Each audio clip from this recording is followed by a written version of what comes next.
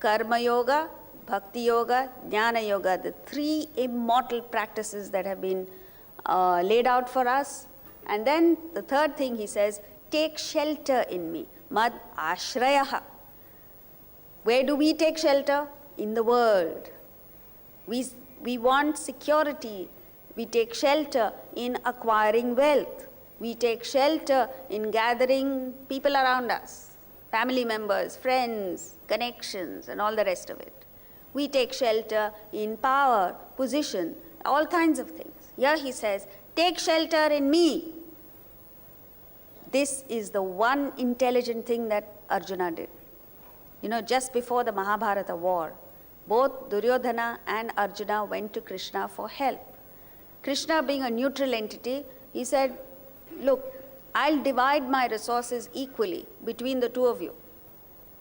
One will get all my financial, economic, political, military, everything. And the other one will get me alone, unarmed.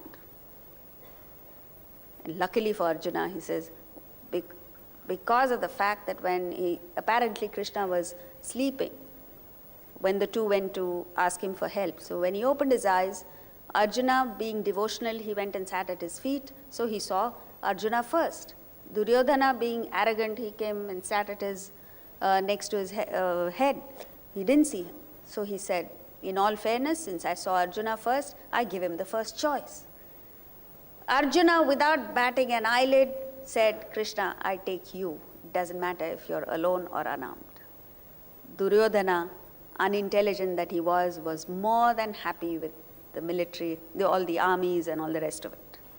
So the question is, where do you take refuge? Do you take refuge in the power of the sword, as Napoleon said, or do you take refuge in the power of the spirit? Mind taking refuge in me. And then what happens? Then you know me fully, know Atman fully. The problem is, whatever we know it in segments, in parts, not fully. And when you know things incomplete, piecemeal, in segments, you become fanatic because you don't know you don't have that totality vision. Vedanta gives you this totality vision. And when you have this totality vision, you are no longer fanatic. Vedic saying is ekam sat vipra bahudha vadanti, means there is only one truth, but sages call it by various names. And therefore it is that in India we have had this extreme tolerance for different views, including atheists, agnostics, all kinds of people are accepted because of this understanding the knowledge fully. So, how? By practicing yoga, first of all, mai asaktamana, mind intent on me. Second, practicing yoga. Third, mad ashrayaha, taking refuge in me, taking solace in me, taking shelter in me. How you shall know me fully? Listen to this, because the whole chapter is about this. Verse 2. Jnanam teham savijnanam idam vakshyamya sheshatah yajñatva neha bhuyonya jnatavyam avashishyate. I will teach you in full this jnanam, knowledge, along with wisdom, vijnanam, beyond which there is nothing more to be known. So now suddenly he introduces these two concepts, jnanam and vijnanam. What is the difference? Knowledge and wisdom. So to understand this, you need to know the three stages of gaining knowledge. The three stages of gaining knowledge are, the first step is Shravana. Shravana literally means hearing, because in those days they had no books, but it includes reading or listening. When this overcomes the first stage of ignorance where you say, I do not know. Let's say you've come here for the first time and you don't know what the Bhagavad Gita is all about. So when you enter, you say, I don't know the Bhagavad Gita. After you hear or read the Bhagavad Gita, the first stage is overcome, but the second stage is still there. The second stage is, I do not understand. So that second stage is overcome by Monana, the process of Monana, which means reflection. You go over it, as Shankaracharya says, varam varam, over and over again. You go back to your school days just to learn that 2 plus 2 makes 4. How many lessons we went through? The teacher says 2 plus 2, and with great difficulty you manage to say 4. Then she says 1 plus 3, blank. So to understand addition, you go through lessons after lessons, and then there's homework, and there are tests, and then there's an exam, and all the rest of it, and finally you get it, addition. So this repetition is necessary to understand.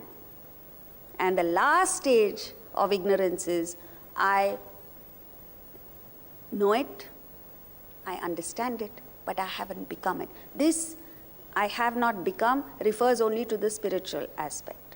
I haven't become it, you don't live it. You have heard about Atman, you understand more or less what it is intellectually, but I haven't become it, I don't know it, I don't experience it. So this third stage is removed by nididhyasana. Nididhyasana means meditation. So what he's saying here, Krishna, is that I will give you knowledge along with wisdom. So what's the difference between knowledge and wisdom? Knowledge is objective, which you gain from the world. Wisdom is a subjective experiencing, subjective becoming. Knowledge is the theory of a thing. Wisdom is actually experiencing it. Knowledge is sight. Wisdom is insight. Knowledge is something that you can get from tuition. You get it from a teacher. Wisdom you can't get from a teacher. It has to come from within you. That's intuition. So what happens is, when you gain knowledge by the power of discrimination, by the power of the intellect. So then you separate everything. There's differentiation, there's separateness. And you gain what is known as a sense of superiority, because I know. Whereas with wisdom, even though the intellect is differentiating and separating, you are able to collate all of that together in a sense of oneness. This is the difference. This is a major difference between knowledge and wisdom. And therefore, it brings about a sense of humility. What's the difference between knowledge and wisdom? You know, a pickle that is freshly made has sharp edges to it. You can't eat it. The same pickle, allowed to remain for a period of time, mellows, right? Nothing has changed in it. No extra ingredient has been added. You've just put all the ingredients together and allowed it to remain for some time, and it develops this fabulously tasty pickle. This is the difference. So you and I, even though we gain knowledge, we have sharp edges to our personality. It's only when it becomes wisdom that you mellow, you become a fine, refined individual. So now Krishna is promising both knowledge and wisdom. How does he do that? Number one, through repetition.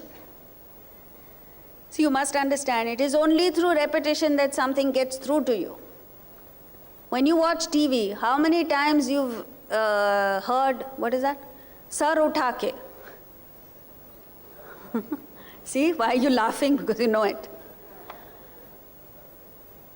What is sar utha ke? So you are exposed to that so often, you're brainwashed into it. So much so that the next time you feel thirsty, what do you reach out for?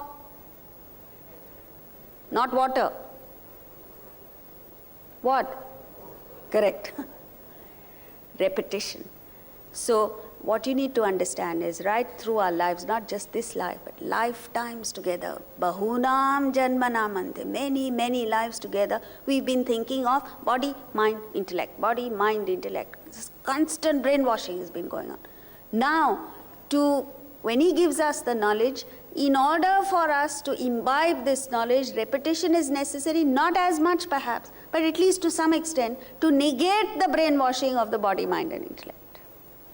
So Krishna repeats it. Second, he presents the same knowledge from various angles. In school, when you learn geometry, what do you learn? You say point A is 7 inches from B and 5 inches from point C. What do? You don't know A, but you take a tractor and draw an arc 7 inches from point B, 5 inches from point C, you've got it, right? So an unknown point can be located by giving directions from several other known points. And that's what Krishna is doing. He's giving the same knowledge from various angles that forces us to do what is known as pratipaksha bhavana, to look at the same thing from different points of view. And lastly, he infuses a sense of devotion. So what happens is, however much you use your intellect, you reach certain roadblocks, you don't understand, you can't go further, there are obstacles, you overcome it with devotion. This is what happens within our system. You know, they say, as you grow older, with age, whenever an artery in your heart gets blocked, nature provides you with a natural automatic bypass. Do you know that? It's called collateral circulation. So whenever there is an obstacle, an artery gets blocked, it finds a way of circumventing the problem so that you don't get a heart attack. This is exactly what Krishna is doing here, where your intellect fails you, and the power of your intellect is not enough to penetrate this mass of this wall of ignorance. Then devotion helps you to cross over that little hurdle. And if you're able to combine the forces of your intellect along with devotion, the devotion helps you to understand faster. So he infuses this devotion. Next verse, please. Manushyanam sahasreshu kaschid yatati siddhaye yatataamapi siddhanam kaschid mam veti tattvataha. Manushyanam sahasreshu, among thousands of people, a rare one strives for perfection. Of those who strive and succeed, hardly anyone knows me in truth. A similar thing was said in the New Testament by Christ. Many are called, but few chosen. So, see what happens. If you look at the number of living beings in the world, which includes viruses, bacteria, mosquitoes, everything put together, what is the percentage of human beings compared to the number of living beings in the world? Infinitesimal. However much you may complain that our population has exploded, is nowhere near the population of all other living beings put together. So, the fact that you're a human being itself means that you are a privileged person. And then, among human beings, how many people have this awakening within them? How many people have this capacity to look beyond the obvious? Majority of people, 99.9% of people say, oh, what is there to life? Just live, make money, enjoy, and when the time comes, you die. And their philosophy is you live only once, so make the most of it. Very few people have this capacity to look beyond physical things and expose themselves to higher enjoyment. Obviously, you belong to that category, otherwise why would you be sitting here? There are enough distractions in the city. Among these people, how many people have the capacity to leverage their sattvic content and make an effort? You see, among all of us who are here, we have interest. Many people out there also have interest. But having interest is not enough. You have to pursue with it. You have to invest your energies and efforts in it. Among the people who invest their energies and efforts, how many people are consistent? Straight away, all of us go. Among the consistent people, how many people actually reach the end, which is the goal of self-realization? So, hardly anyone knows me in essence. Why is this? Because we get distracted. There are so many hurdles along the way. As the saying goes, we lose the peace of years when we hunt after the rapture of moments. All of us are interested in the rapture of moments. Not only individually, even at an organizational level, national level, international level, it's the here and now that matters. Nobody has the patience to wait for future development. So therefore, what he's trying to make us understand is that you belong to the rare specimen of humanity who has this awakening, who has access to the knowledge, who has everything else in place that makes it conducive for you to pursue it. Just imagine, you have the interest, you have the sattvic content, you have everything, but God forbid you're ill and in hospital, what Bhagavad Gita are you going to study? So thank God you have the health, the wealth, everything to make it conducive for the pursuit of this study. Now that you have everything in place, don't allow yourself to get distracted by one little sensory indulgence, one little thing that makes you go crashing down again.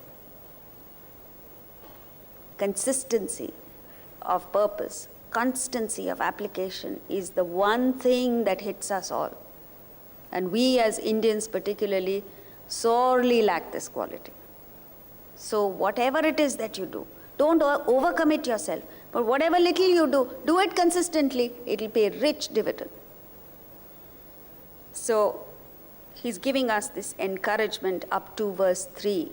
And the next verse onwards, 4 onwards, he speaks of the two aspects of Brahman, the higher and the lower. And let's see what they are. भूमिरापो नलो वायुः खं मनो बुद्धिरेव च